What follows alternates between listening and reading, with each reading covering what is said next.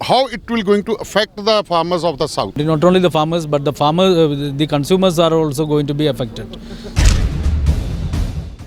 There's a big number of the population here in India who are not able to understand the Hoarding Act, which is the Essential Commodity Act has been removed.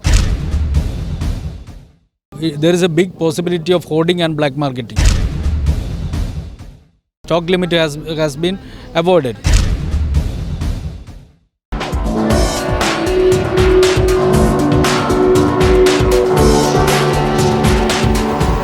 ਜਿਵੇਂ ਕਿ ਤੁਹਾਨੂੰ ਪਤਾ ਹੈ ਕਿ ਕਿਸਾਨ ਸੰਘਰਸ਼ ਲਗਾਤਾਰ ਵੱਧ ਰਿਹਾ ਹੈ ਤੇ ਦੇਖ ਰਹੇ ਹੋ ਤੁਸੀਂ ਇਸ ਵਕਤ ਅਸੀਂ ਸ਼ਾਹਜਹਾਂਪੁਰ ਰਾਜਸਥਾਨ ਦੇ ਬਾਰਡਰ ਤੇ ਹਾਂ। ਰੇਡੀਓ ਪੰਜਾਬ ਟੂਡੇ ਦੀ ਟੀਮ ਹਰ ਜਗ੍ਹਾ ਤੋਂ ਕਵਰੇਜ ਕਰਨ ਦੀ ਕੋਸ਼ਿਸ਼ ਕਰ ਰਹੇ ਹਾਂ। ਸਾਡੇ ਨਾਲ ਇਸ ਵਕਤ ਕਰਨਾਟਕਾ ਤੋਂ ਮੈਂਬਰ ਪਾਰਲੀਮੈਂਟ ਕੇਰਲਾ ਤੋਂ ਕਿਉਂਕਿ ਥੋੜਾ ਜਿਹਾ ਮੈਨੂੰ ਕਨਫਿਊਜ਼ਨ ਹੋ ਗਈ, ਕੇਰਲਾ ਤੋਂ ਕੇ ਰਾਗੇਸ਼ ਜੀ ਨੇ। Mister Ragesh, welcome on radio Punjab today. Thank you. So, Rakesh ji, tell me one thing, that how you think that the South Indian farmers, basically as it is said that this is the protest of north side farmers protest, how you take up this farms law, in how it will going to affect the farmers of the south? See, it is going to affect the farmers of the south. Not only the farmers of the south, it is going to affect the entire farmers in our country. Not only the farmers, but the consumers are also going to be affected. See, I am coming from Kerala. As a consumer state, after amending the Essential Commodities Act, the stock limit has been avoided. That means the big companies have got the right to procure food grains according to their own whims and fancies. Stock limit is not there, so there is a big possibility of hoarding and black marketing. That is going to affect the entire people of Kerala. So like that, these laws, in one way or another way, it is going to affect everywhere in our country, and that is why not only in North India but throughout the country farmers are protesting. I am coming from Kerala. You can see lot many agitations going on in Kerala also. So why we are not able to, why the people are not able to understand, the general public, not only, I'm not talking about the farmers have already understood what kind of problems they will going to face, but still there's a big number of the population here in India who are not able to understand the Hoarding Act, which is the Essential Commodity Act has been removed. So how you will going to take up this issue with the general public? I think general public is also, people are also in general, they are very much aware of the danger of these laws, and that is why, irrespective of political affiliations and cutting across party lines, all sections are supporting the farmers' agitation. You can see that everywhere throughout the country. They may not be coming in the streets, but at the same time they are very much there with the farmers. They are supporting the farmers, and that is why everywhere, whenever farmers are organizing some educational programs, people themselves are coming there in support of the farmers with food, with some other aids. Why it is happening? Because I had never seen an agitation which has got that much wide popular support. So it is very difficult for the farmers from the Kerala, from the Tamil Nadu, from Andhra Pradesh to reach here in Delhi, because railway services has been suspended. So they cannot come here with their trolleys, and they might be coming with small vehicles. But even then, it is a long way to reach here. So how you will ask those farmers to join this protest, and where they should join this protest? Now, what we are trying to do is, see, wherever farmers are protesting, let them protest from their own places. That is why I am coming from Thiruvananthapuram. You can see the similar kind of, they are not blocking the road, because the state government itself is supporting the farmers' cause. So you can see a protest program in Thiruvananthapuram also. You can see another protest program in Bangalore also, in Maharashtra also, everywhere. From Maharashtra, I think 2,000 farmers have already started for Delhi. So wherever, if they are able to come, they are coming, and if they are not able to come, they are sitting in protest program at their own local areas.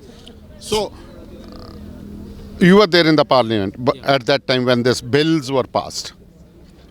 Yeah. Rajya Sabha even it took a very easily, it was the bill was easily being passed. So were any of the members of the parliament in opposition were consulted about the bill, about the drafting of the bill? See, as per the procedure of drafting of a bill, and not only drafting and also adopting a bill to be placed in the parliament, there is an established procedure. None of those procedure was followed by the government. These laws are brought out in the form of an ordinance. On 5th of June, the ordinance was promulgated, and on that day itself, farmers have started protesting. And when it came to Lok Sabha, it was passed without any opposition. And when it came to the Rajya Sabha, in fact, I myself had moved the statutory resolution opposing the ordinance, and the entire house had taken both the bill and also my statutory resolution for discussion. And myself, Tiruchi Shiva, and Derek O'Brien, we had moved 3 motions to send these bills to a select committee, and we had brought 33 amendments.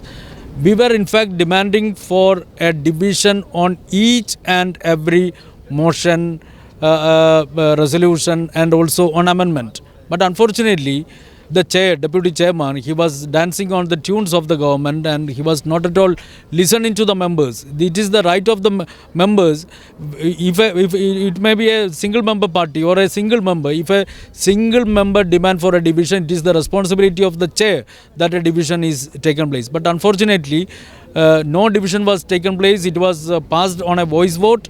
We were all opposing, and that is why 8 of the MPs were suspended. You must not have seen such kind of a chaos in the parliament in the recent past.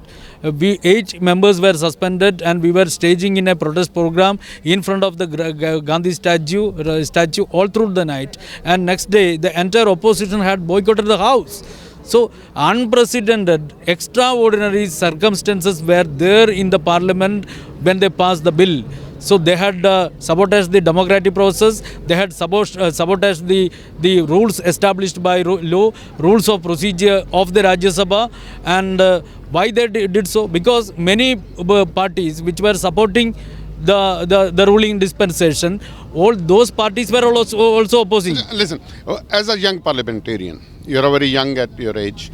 How you take this protest? Is it good for democracy? Is there a revival of democracy?